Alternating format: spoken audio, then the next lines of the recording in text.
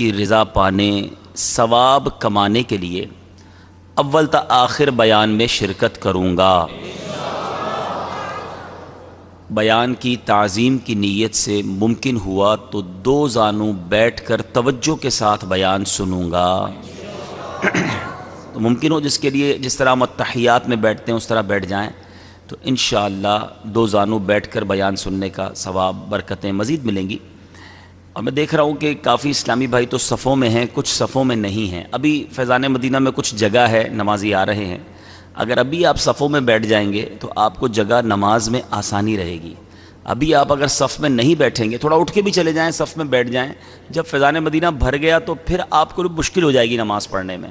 تو بیان تو جہاں بھی بیٹھیں گے آواز آ رہی ہے، انشاءاللہ ہم ایک دوسرے کو دیکھ بھی رہے ہیں، تو نظم و ضبط بھی رہے گا ماشاءاللہ۔ تو جس کو صف میں جگہ نہیں ملی وہ اٹھ کر جائے اور اب جا کر صف میں بیٹھ جائے، جب اس وقت صفیں کھڑی ہوں گی تو آپ کو پھر جگہ ملنا مشکل ہو جائے گی ماشاءاللہ ماشاءاللہ۔ اللہ آپ کو جزائے خیر دے۔ تو صفوں میں بیٹھتے جائیں انشاءاللہ، تو بڑا نظم و ضبط بھی رہے گا اور ہم انشاءاللہ اچھے انداز سے بیان میں شریک ہو سکیں گے۔ درود پاک پڑھ لیں، صلو علی الحبیب صلی اللہ تعالی علی محمد صلی اللہ علیہ وسلم۔ توبو الی اللہ استغفروا۔ اور جن کو صفوں میں جگہ مل جائے وہ بیٹھتے جائیں، کھڑے نہ ہوں، نظم و ضبط کا مظاہرہ رکھیں۔ میں تو آپ کی آسانی کے لیے میں نے کہا ہے، تو جب آپ بیٹھ جائیں تو اب جگہ مل جائے تو بیٹھتے جائیں، سارے اسلام پہ بیٹھتے جائیں۔ اب ایک اور نیت کروانی ہے کہ سب کے ہاتھ میں کم و بیش کئی اسلامی بھائیوں کے ہاتھوں میں موبائل ہے، ہم مسجد میں ہیں۔ پہلے تو ایک بات کا خیال رکھیں، اللہ کے گھر میں آئے نا تو کوشش یہ کریں کہ پھر موبائل کا استعمال نہ ہو۔ بہت ضروری ہے تو الگ بات ہے، اب مسجد میں آ کر بھی ہم مووی بناتے رہیں، تصویریں بناتے رہیں، ایسا نہ کریں۔ اپنے جیب میں سائلنٹ کر کے اس کو رکھ لیں، تو ہمارے پاس تھوڑی تو دیر ہے بیان سننے کی، توجہ بیان کی طرف رہے گی، تو انشاءاللہ جس مقصد کے لیے آئے ہیں وہ مقصد بھی ہم حاصل کریں گے۔ اللہ سے دعا کرتے ہیں، یا اللہ جمعہ کا دن ہے، تیری رحمتوں کے نزول کا دن ہے، ہم سب پر اپنی رحمتوں کی بارش برسا۔ درود پاک پڑھنے کے بے شمار فضائل و برکات ہیں۔ مصطفیٰ جان رحمت، شمع بزم ہدایت، نوشہ بزم جنت، پے کرے جود و سخاوت، منبع علم و حکمت، صلی اللہ تعالی علیہ وسلم پر درود ہر دن پڑھنا، روزانہ پڑھنا بہت زیادہ برکتیں لاتا ہے۔ مگر جتنی درود پاک کی کتابیں ہیں جس میں احادیث کو جمع کیا گیا، ہم دیکھیں تو باقاعدہ اس میں ایک الگ چیپٹر ہے، الگ باب بنایا جاتا ہے کہ شب جمعہ اور جمعہ کے دن درود پڑھنے کی فضیلت۔ یعنی نبی پاک علیہ الصلوۃ والسلام کی کئی احادیث صرف اسپیشلی جمعرات کی رات اور جمعہ کے دن درود پڑھنے والوں کے فضائل پر ہیں۔ سبحان اللہ، بڑی مشہور حدیث ہے۔ نبیوں کے سرور صلی اللہ تعالی علیہ وسلم ارشاد فرماتے ہیں، جس نے مجھ پر جمعہ کے دن، حدیث پاک کا مضمون ہے، جس نے مجھ پر جمعہ کے دن 200 بار درود پاک پڑھا، اس کے 200 برس کے گناہ معاف کر دیے جائیں گے۔ اب ذرا سوچئے کہ 200 بار درود پاک میں دیری کتنی لگتی ہے، یعنی جمعہ کا دن اسپیشل ہے درود پاک کے لیے۔ ایک اور حدیث پاک میں نبی پاک فرماتے ہیں جس کا مضمون ہے کہ جب جمعرات کی رات آتی ہے، جمعہ کا دن آتا ہے، تو اللہ کے کچھ فرشتے ایسے ہیں جو چاندی کے ورق اور سونے کے قلم لے کر آتے ہیں، اور اس دن اور رات جو درود پڑھتے ہیں ان کا نام اس میں لکھتے چلے جاتے ہیں۔ ایک اور شاندار فضیلت نبی پاک صلی اللہ تعالی علیہ وسلم نے فرمایا جس کا مضمون ہے، اور دنوں کا درود فرشتے مجھ تک پہنچاتے ہیں۔ باقی ہفتے میں پڑھیں تو فرشتے پہنچاتے ہیں۔ آقا فرماتے ہیں جمعہ کے دن کوئی درود پڑھے، بنفس نفیس میں خود سماعت کرتا ہوں، کوئی واسطہ نہیں، ڈائریکٹ ڈائلنگ ہے۔ جمعہ کا دن جتنا ہو سکے نبی پاک علیہ الصلوۃ والسلام پر خاص درود پاک پڑھیں۔ اور ویسے بھی ماشاءاللہ جمعہ کی ایک اور فضیلت ہمیشہ ذہن میں رہنی چاہیے، وہ یہ ہے کہ جمعہ کی ایک نیکی 70 نیکیوں کے برابر ہے۔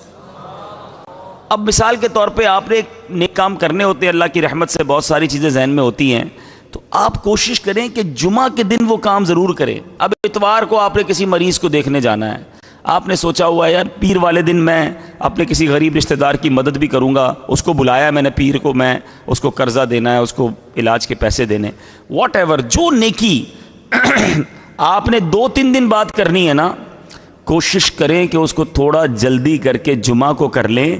پیر کو، اتوار کو، منگل کو نیکی کریں گے 1 ثواب ملے گا، جمعہ کو نیکی کریں گے 70 گنا ثواب ملے گا. تو صحابہ کرام علیہم رضوان کا یہ معمول ہوا کرتا کہ وہ ڈھونڈ ڈھونڈ کر جمعہ کے دن نیکیاں کیا کرتے. تو ہمیں جمعے کے دن ان نیکیوں کے لیے کوشاں رہنا چاہیے. اللہ تعالیٰ مجھے اور آپ کو جمعے کے دن کا احترام نصیب فرمائے. اور ایک اور امپورٹنٹ بات، جس چیز کا شرف، مقام، بزرگی زیادہ ہوتی ہے نا، اس وقت میں اس مقام پر اللہ کی نافرمانی کرنا وہ غضب کو بھی زیادہ دعوت دیتا ہے. مثال کے طور پہ کوئی کہے کہ میں طواف کے دوران دعا کروں گا، بہت اچھی بات ہے، لیکن اگر کوئی طواف کے دوران چوری کرے تو یہ کتنا سخت جرم. اللہ کے گھر کے سامنے بھی تو باز نہ آیا. کوئی مدینہ منورہ جا کر کوئی گناہ کرے، زیادہ شدید ہے نا. بالکل اسی طرح علماء لکھتے ہیں کہ چونکہ جمعہ کے دن کی برکت، شرف، بزرگی زیادہ، تو اب کوئی جمعہ کے دن گناہ کرے گا تو اس کو 70 گنا یعنی 70 ٹائمز ملٹیپلائی کر کے اس کا گناہ لکھا جائے گا. تو اس دن جہاں نیکیاں زیادہ کرنی ہیں وہاں اپنے آپ کو گناہوں سے زیادہ ویسے تو سارا ہفتہ بچانا ہے، مگر جمعہ کے دن اسپیشلی بچنا ہے، گناہوں سے بچنا ہے. اب کئی شہروں میں، پاکستان کے بھی، دنیا کے کئی ملکوں میں جمعرات ویکینڈ ہوتا ہے. جمعہ ہے چھٹی کا دن. یہ جمعہ کی چھٹی عبادت کے لیے، جمعہ پڑھنے کے لیے، رب کو راضی کرنے کے لیے ہے. مگر میں نے دیکھا ہے، جو میرا مشاہدہ ہے، جو معلومات ہے، کہ جن جن جگہوں پر جمعرات ویکینڈ ہے، جمعرات آخری رات اور جمعہ چھٹی ہے، وہاں گناہ بھی جمعرات کی رات کو زیادہ ہوتے ہیں. وہاں فلموں کو دیکھنے کے پلان، فنکشن کے پلان، اور جناب الٹے سیدھے کام جمعہ کے دن اور جمعرات کی رات کیے جاتے ہیں. اللہ کے بندوں، یہ مانگنے کے لمحات ہیں، یہ لوٹنے کی راتیں ہیں، یہ یوں سمجھیے کہ حاصل کرنے کے گھڑیاں ہیں. حدیث پاک کا مضمون ہے ہر جمعے کو ہر گھنٹے میں 6 لاکھ گناہگار جہنم سے آزاد کیے جاتے ہیں. کیلکولیٹ کریں اگر 24 گھنٹوں سے تو 1,44,000 ہر جمعے کو گناہگار جہنم سے آزاد کیے جاتے ہیں. تو بھائی آزاد اگر ہونا ہے تو اس دن تو خوب عبادت کرنی ہے نا، خوب دعائیں کرنی ہیں، التجائیں کرنی ہیں. جمعے کے دن ہی نافرمانی کر کے اللہ کے غضب کو دعوت دی جائے. خدا را احتیاط کیجئے، سمجھداری کا مظاہرہ کیجئے. ویسے سارا ہفتہ گناہوں سے بچیں، جمعہ کے دن زیادہ ڈر جائیں، زیادہ عبادت کی طرف ذہن لگائیں. اللہ مجھے اور آپ کو اس مبارک دن کا احترام نصیب فرمائے. محبت کے ساتھ بآواز بلند درود پاک پڑھ لیجئے. صلو علی الحبیب صلی اللہ تعالی علی محمد صلی اللہ علیہ وسلم. سبحان اللہ. چند ہی گھنٹوں کے بعد، چند ہی گھڑیوں کے بعد وہ مہینہ آنے والا ہے کہ جس کا انتظار سارا سال عاشقان رسول کو رہتا ہے. پنجابی کے شاعر لکھتے ہیں نا، خوشیاں دا ویلا آ گیا، غم دور ہو گئے. خوشیاں دا ویلا آ گیا، غم دور ہو گئے. رحمت لٹاوڑ نبیاں دے سردار آ گئے. سارے گناہ گاراں دی اج عید ہو گئی، سارے گناہ گاراں دی اج عید ہو گئی. رب دے پیارے امت دے غم خار آ گئے. وہ مبارک مہینہ آ رہا ہے کہ جس مہینے میں اس ہستی نے جلوہ فرمایا کہ جس ہستی کی وجہ سے یہ کائنات بنی ہے. حدیث قدسی میں رب ارشاد فرماتا ہے، نبی پاک کی زبانی جب رب کا فرمان سنے تو اسے حدیث قدسی کہا جاتا ہے. حدیث پاک کا مضمون کیا ہے؟ اے محبوب، اگر میں تجھے نہ بناتا تو کائنات نہ بناتا، اگر تجھے نہ بناتا تو یہ چاند اور ستارے نہ بناتا. بریلی کے تاجدار ایسے ہی نہیں لکھتے. اعلیٰ حضرت کا کمال یہ ہے کہ جب بھی قلم اٹھاتے ہیں یا تو کسی قرآن کی آیت کی طرف اشارہ کرتے ہیں، کسی حدیث کی طرف اشارہ کرتے ہیں، کسی قرآنی واقعے کو سناتے ہیں.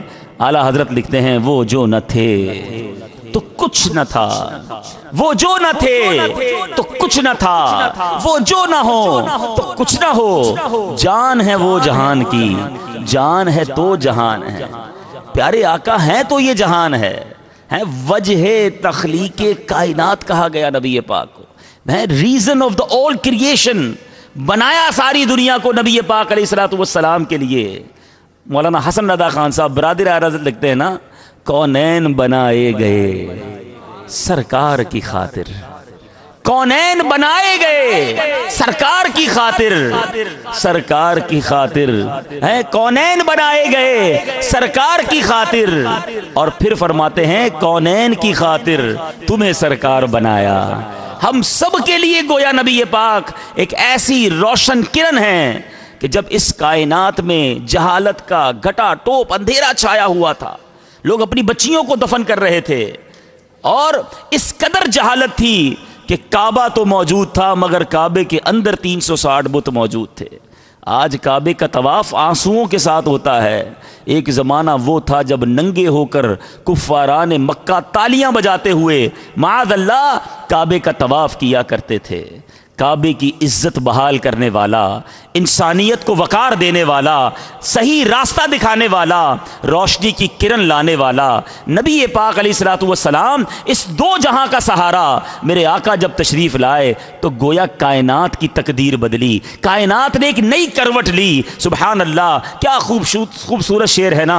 आई नई हुकूमत सिक्का नया चलेगा, आई नई हुकूमत सिक्का नया चलेगा, आलम ने रंग बदला सुबह शबे विलादत। आका तो क्या आए, गोया इस धरती की, इस कायनात की किस्मत जाग उठी और सिसकती हुई इंसानियत को एक जिला मिली, एक नई जिंदगी मिली। और सुभान अल्लाह, उस आप जरा गौर कीजिए, मिसाल के तौर पे मैं मिसाल देता हूं बिला तमसील। मैं यहां बयान करने आया हूं, यहाँ हजारों आशिकान रसूल पहले ही रहते हैं, उलमा का अदब भी है, बयान सुनने का शौक भी है। मैं आकर बैठा, पूरा फैज़ान मदीना भर गया। कोई कमाल नहीं है ऐसी जगह जाना जहां जनाब जहालत का दौर दौरा हो, जहां कोई किसी की बात सुनने के लिए तैयार ना हो, जहां बुतों की पूजा की जाती हो, जहां इस्लाम की बात सुनने के लिए कोई तैयार ना हो। अरे नबी पाक ऐसे दौर में तशरीफ लाए जब यूं समझिए कि एक ऐसी कौम जो जंगजू भी थी, जहालत वाली भी थी और मुशरिक भी थी और किसी बात को सुनने के लिए तैयार ना थी, बच्चियों को जिंदा दफन किया जाता था।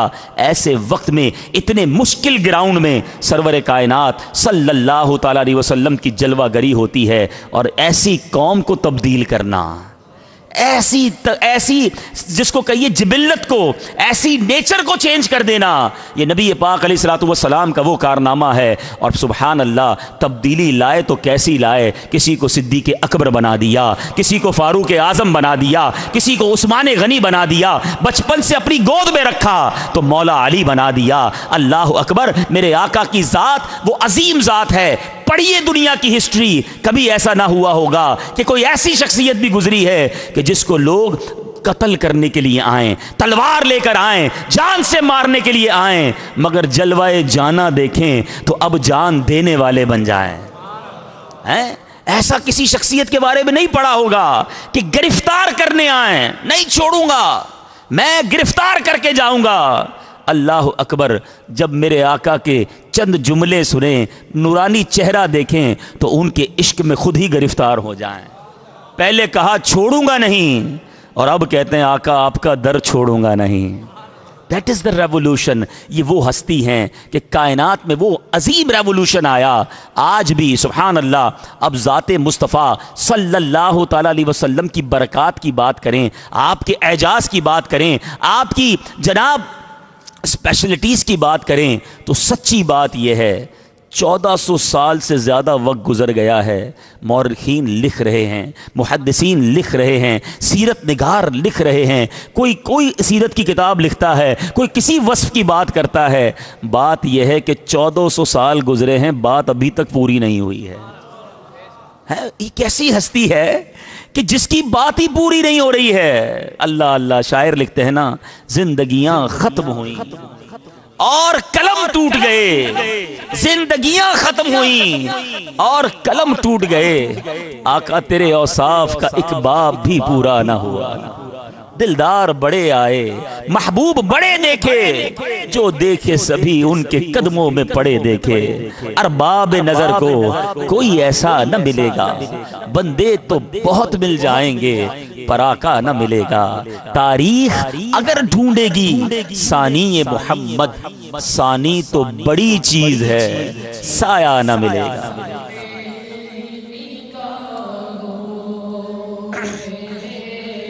जचता नहीं को جیسے میرے سرکار ہیں.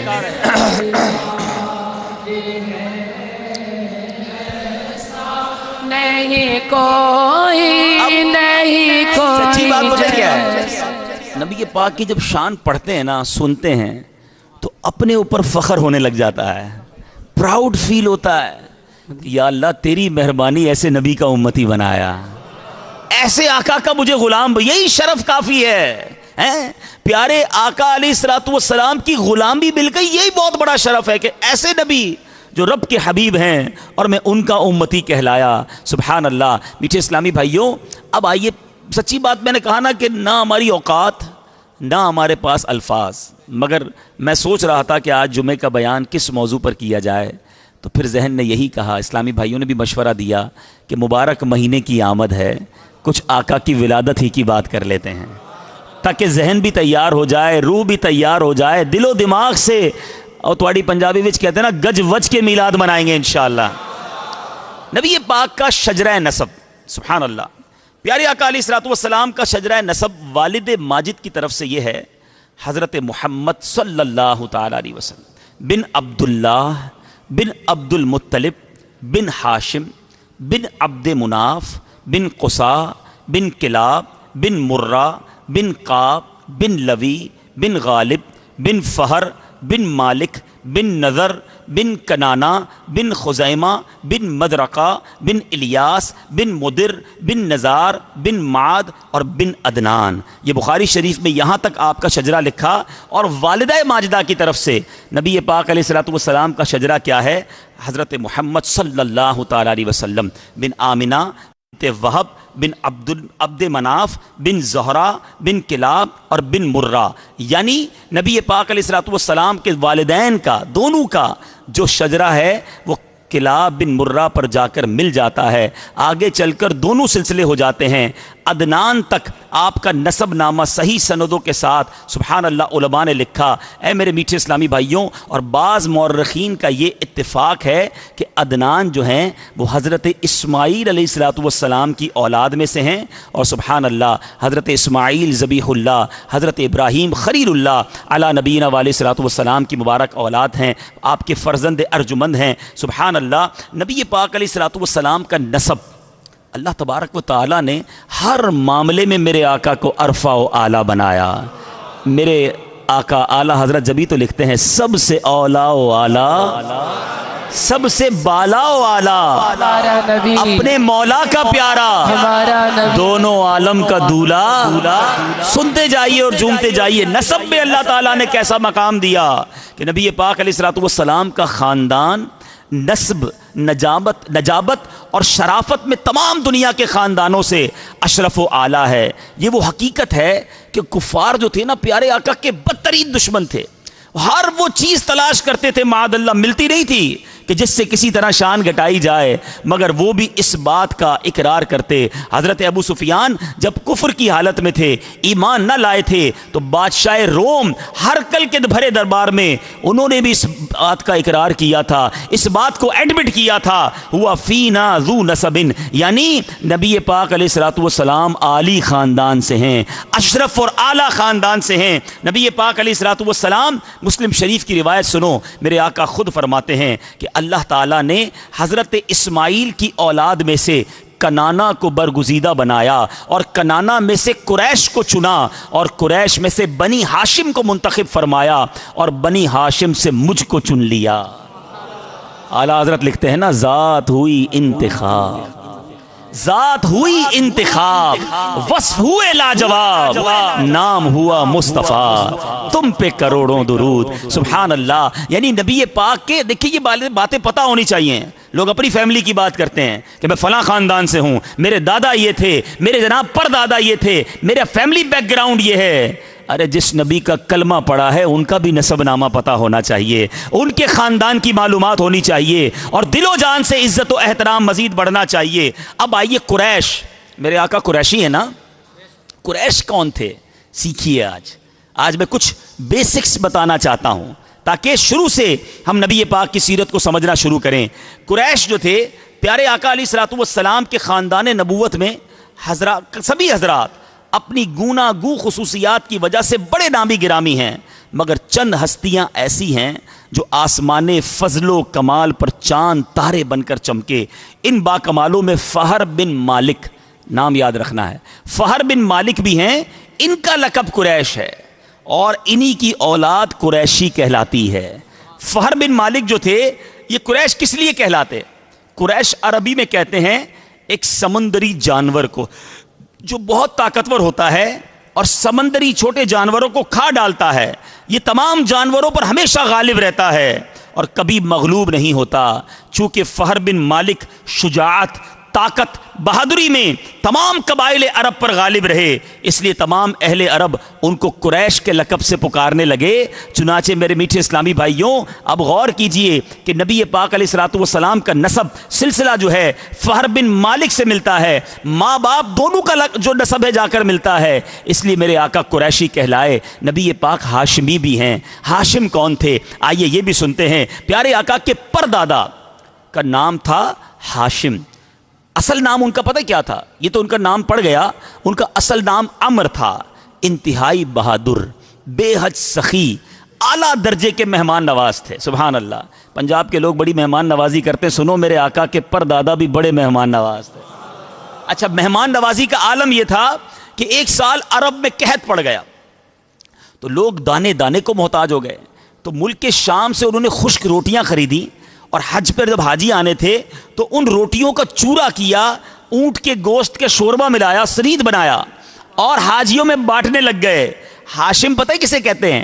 روٹیوں کا چورا کرنے والے کو ہاشم کہتے ہیں، اس لیے ان کا نام ہاشم پڑ گیا. تو اب سمجھ آ گئی بھائی. فہر بن مالک قریش تھے اور عمر جو تھے پیارے آقا کے پردادا، ان کا لقب پڑا ہاشم. اور میرے آقا قریشی بھی کہلائے، ہاشمی بھی کہلائے.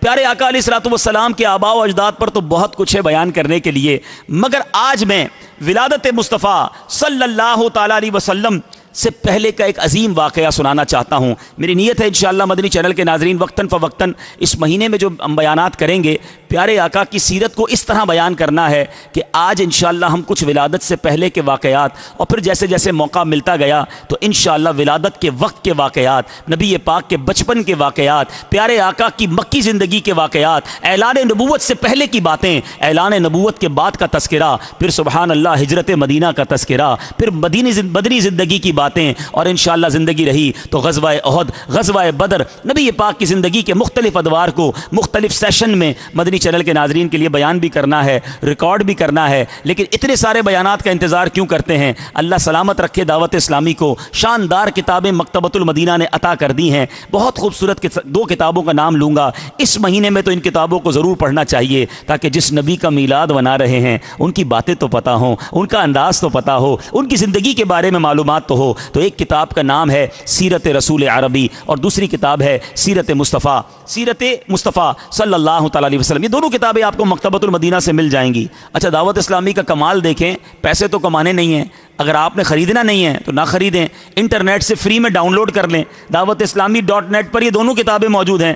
پڑھیے تو صحیح، نبی پاک سے محبت میں اضافہ ہوگا، مزید عشق رسول بڑھے گا. تو ایک واقعہ جو ہمارے ایمان کو بھی جلا بخشتا ہے، ہمارے عقیدے کو بھی تقویت دیتا ہے، نبی پاک کی شان بھی بیان کرتا ہے. اور یہ واقعہ قرآنی واقعہ ہے. اور یہ واقعہ کون سا واقعہ ہے؟ جس کو ہم سورہ فیل میں پڑھتے ہیں، سنتے ہیں، ہاتھی والا واقعہ. یہ واقعہ کیا تھا میرے میٹھے اسلامی بھائیوں؟ نبی پاک کی پیدائش سے 55 دن پہلے، کتنے دن پہلے؟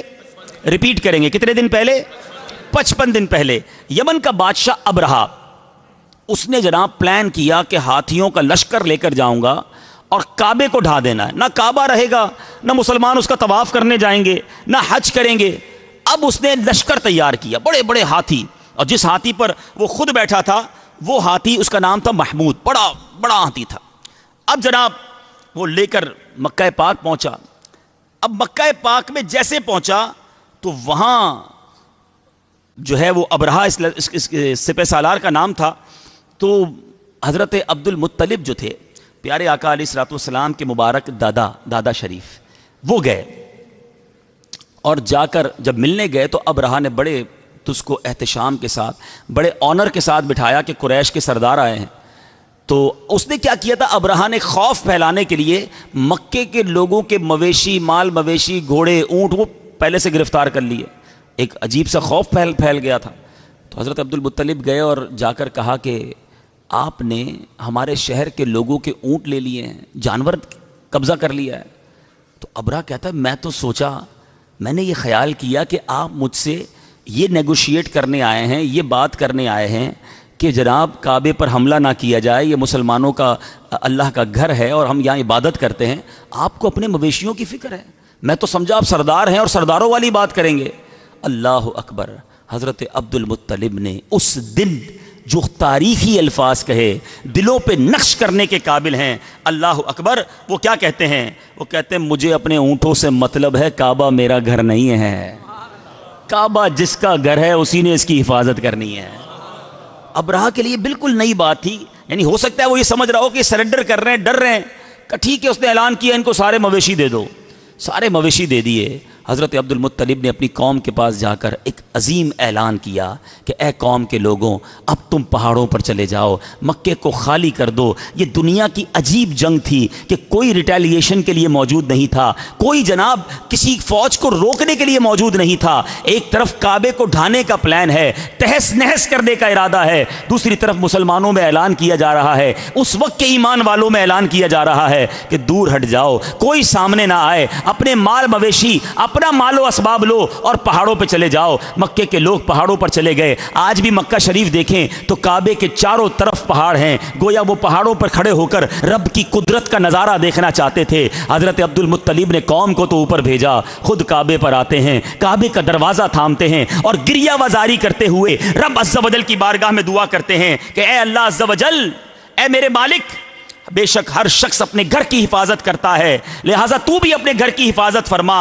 اور ان بے ایمانوں کے مقابلے میں اپنے کلمہ پڑھنے والوں، اپنے اطاعت شعاروں کی مدد فرما. عبد المطلب نے بھی دعا مانگی، خود بھی پہاڑ پر چلے گئے. اللہ اکبر. اب ہاتھی کا لشکر تیار ہے حملہ کرنے کے لیے. دنیا کا دستور ہے میزائل کا مقابلہ میزائل سے کیا جاتا ہے، نیوی کا مقابلہ، پانی کے جہازوں کا مقابلہ پانی کے جہازوں سے کیا جاتا ہے. بری فوج ہو تو مقابلے میں بری فوج آتی ہے. اللہ اکبر. میرے رب نے اپنی قدرت کا وہ نظارہ دکھایا، ایک طرف ہاتھی ہیں، دوسری طرف ابابیل بھیجے جا رہے ہیں.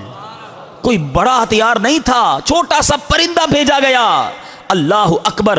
اور ان پرندوں نے کوئی پہاڑ نہ گرائے. ارے ہاتھی کو مارنے کے لیے بڑی بڑی چٹانیں درکار ہیں. میرے رب نے رہتی دنیا کو ان اللہ علی کل شیء قدیر کا وہ نظارہ دکھایا کہ رب چاہے تو ہاتھیوں کے لشکر کو چھوٹے کنکر سے تباہ کر سکتا ہے. وہ ابابیل کا لشکر آتا ہے، کنکر پھینکے جاتے ہیں اور ان کنکروں نے کمال کر دیا. کیا میزائل کام کرتے. روایتوں کے الفاظ ہیں کسی فیل سوار کے سر پر، اس کے سر پر وہ پتھر گرتا، اس کو چیرتا، ہاتھی کو چیرتا اور زمین میں جا کر نصب ہو جاتا. جس کو پتھر لگنا تھا اس پتھر پر اس کا نام موجود تھا. صرف چیرا نہیں بلکہ پرخ سے اڑا دیے، نام و نشان ختم ہو گیا. یہ وہ واقعہ ہے میرے میٹھے اسلامی بھائیوں. ساری دنیا میں اسلام کا، کعبے کا، ایمان والوں کا ایک روب اور دبدبا بیٹھ گیا. ان کے دلوں میں خوف بیٹھ گیا کہ اس قوم سے کیسے لڑ سکتے ہیں کہ جس کے لیے آسمان سے ابابیل آ جاتی ہیں، آسمان سے مدد آتی ہے. ایک گویا خوف پھیلا دیا گیا.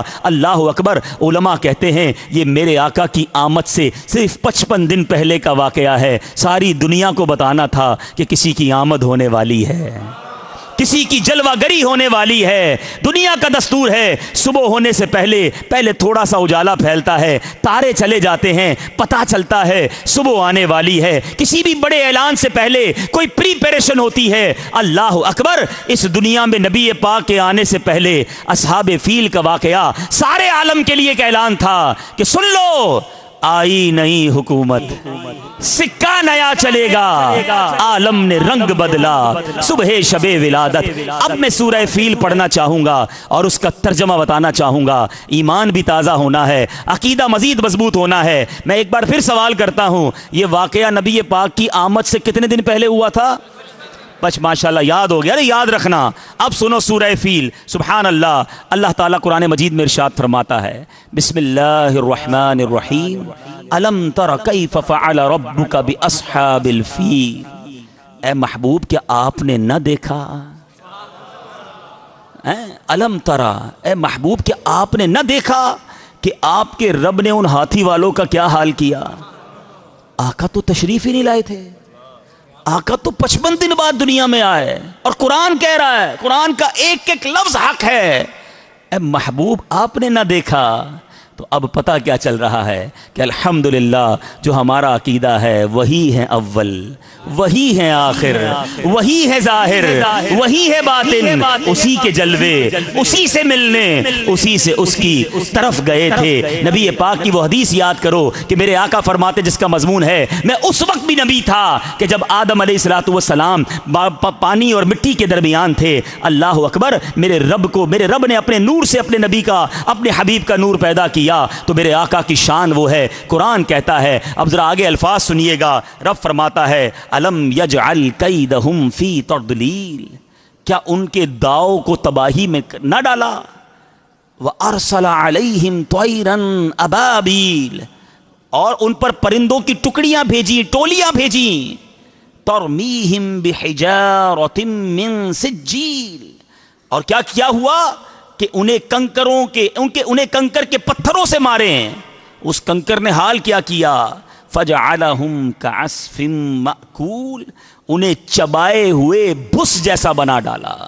اللہ اکبر، یہ میرے رب کی شان وہ نظارہ تھا. اور یہ ایک واقعہ نہ ہوا میرے میٹھے اسلامی بھائیوں. نبی پاک علیہ الصلوۃ والسلام کی تشریف آوری سے پہلے اصحاب فیل کا واقعہ، ناگہاں باران رحمت سے سرزمین عرب سرسبز و شاداب ہو گئی. برسوں کی خشک سالی دفع ہو کر پورے ملک میں خوشحالی کا دورہ ہو گیا. بتوں کا منہ کے بل گر جانا، فارس کے مجوسیوں کی 1000 سال سے جلائی ہوئی آگ کا ایک لمحے میں بجھ جانا، کسرا کے محل کا زلزلہ اور اس کے 14 کنگروں کا منہدم ہو جانا، ہمدان اور قم کے درمیان 6 میل لمبے 6 میل چوڑے بحر ساوا کا یکایک بالکل خشک ہو جانا، شام اور کوفہ کے درمیان وادی سماوا کی خشک ندی کا اچانک جاری ہو جانا، پیارے آقا کی والدہ ماجدہ کے بدن سے ایسے نور کا نکلنا جس سے بسرا کے محل روشن ہو گئے. یہ سب واقعات کسی سلسلے کی کڑی ہیں، کسی آمد کی نوید سنائی جا رہی ہے. نبی پاک علیہ الصلوۃ والسلام سے کی آمد سے پہلے یہ مبشرات بن کر عالم کائنات کو یہ خوشخبری دینے لگے کہ مبارک ہو وہ شاہ پردے سے باہر آنے والا. شاہ پردے سے باہر آنے والا ہے. مبارک ہو وہ شاہ پردے سے باہر آنے والا ہے. گدائی کو زمانہ جس کے در پر آنے والا ہے. مرحبا یا مصطفیٰ، مرحبا یا مصطفیٰ، مرحبا یا مصطفیٰ، مرحبا یا مصطفیٰ. اب انشاءاللہ تیار ہے نا میلاد بنانے کے لیے؟ آقا کی آمد کا جشن انشاءاللہ دھوم دھام سے منائیں گے. جب تلک یہ چاند تارے جھلملاتے جائیں گے، تب تلک جشن ولادت ہم مناتے جائیں گے. تم بھی کر کے یا حبیب اللہ سرکار کی آمد. مرحبا مرحبا مرحبا مرحبا مرحبا مرحبا.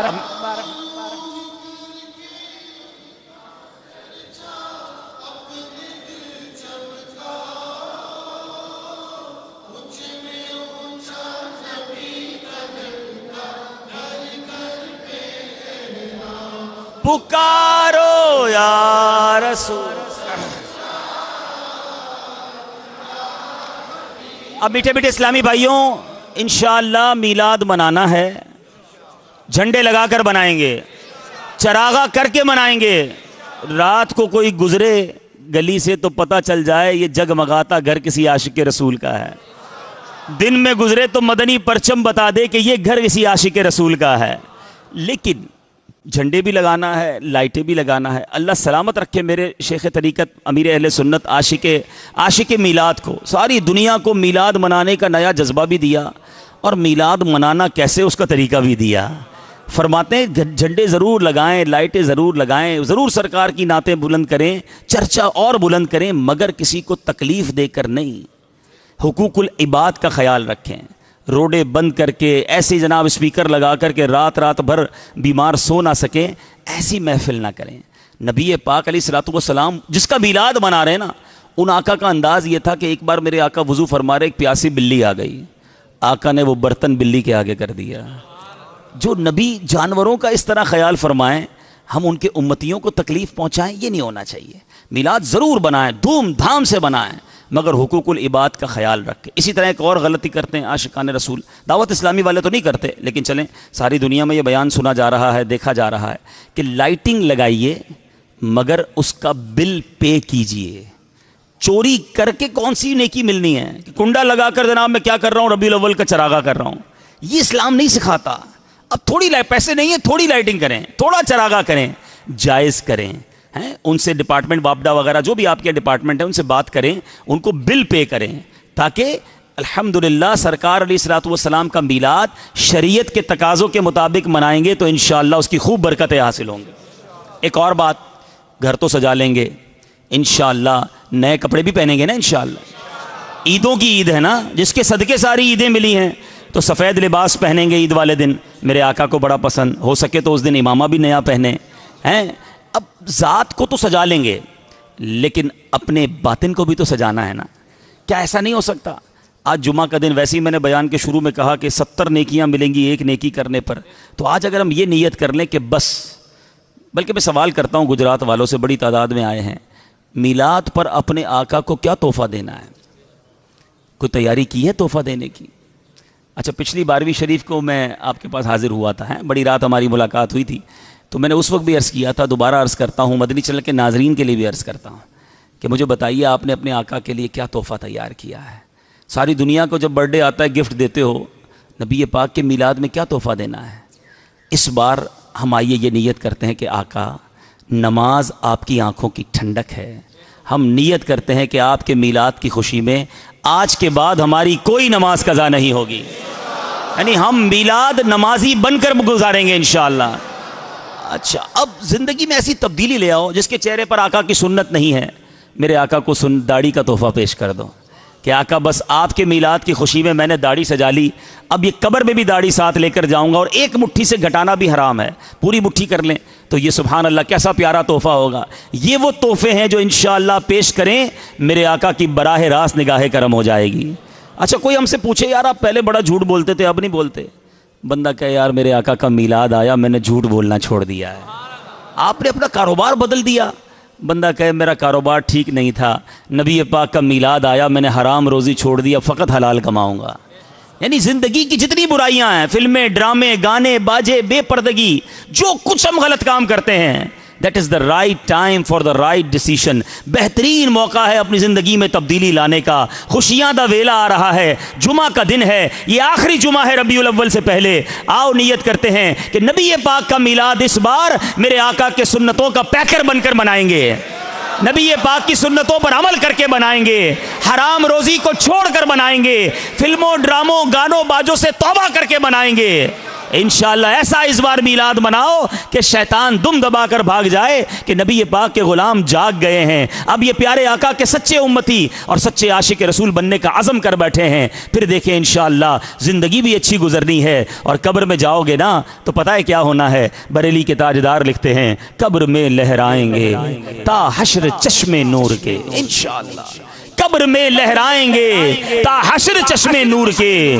جلوہ فرما ہوگی جب طلعت رسول اللہ کی، آقا تشریف لائیں گے، قبر جگمگا اٹھے گی، اور انشاءاللہ اپنے غلام کو سینے سے لگائیں گے۔ تو ایسی زندگی گزارنی ہے، اور ایسی زندگی گزارنا شریعت کے مطابق میلاد منانا کیسے ہے، اس کے ان تمام طریقوں کے لیے دعوت اسلامی کے مدنی ماحول سے وابستہ ہو جائیں، اور سبحان اللہ سارے عالم میں، ساری دنیا میں نبی پاک کا چرچا بلند ہے اور ہوتا رہے گا، کیونکہ رب نے وعدہ کیا ہے دعوت اسلامی کا بھی ایک اس میں حصہ ہے کہ وہ بھی اس چرچے کو بلند کرنے میں کوشاں ہے الحمدللہ۔ ویسے تو ساری دنیا میں دعوت اسلامی کے مراکز میں اجتماعات ہوتے ہیں، لیکن چاند نظر آتے ہی استقبال ربیع النور ہی سے عالمی مدنی مرکز فیضان مدینہ کراچی کا رنگ ہی نرالا ہوتا ہے۔ اور سبحان اللہ، میرے شیخ طریقت جو عاشق میلاد ہیں، روزانہ ہی گویا پیارے آقا کی آمد کا جلوس بھی نکالتے ہیں، وہ بھی مدنی چینل پر ہم براہ راست دیکھتے ہیں۔ اور اس کے بعد ماشاءاللہ مدنی مذاکروں کا سلسلہ، عجیب سما، روحانیت، سبحان اللہ۔ تو ایک نیت تو یہ کریں کہ 12 راتیں انشاءاللہ مدنی چینل پر مدنی مذاکرے دیکھنے ہیں انشاءاللہ۔